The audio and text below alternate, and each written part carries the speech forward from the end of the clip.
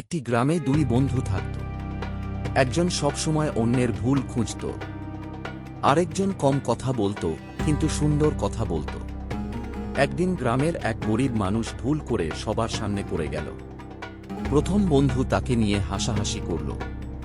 দ্বিতীয় বন্ধু এগিয়ে গিয়ে তাকে উঠাল এবং বলল, ভাই, আল্লাহ তোমাকে শক্তি দিন।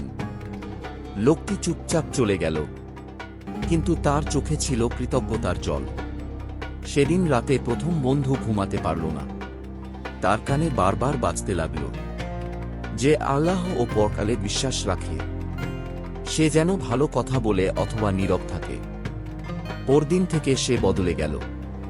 সে বুঝল, একটি কথাই মানুষকে ভাঙতে পারে, আবার একটি কথাই মানুষকে গড়ে তুলতে পারে। বার্তা: তোমার জিহ্বা তোমার পরিচয়। ভালো কথা বলো, নয়তো নীরব থাকো।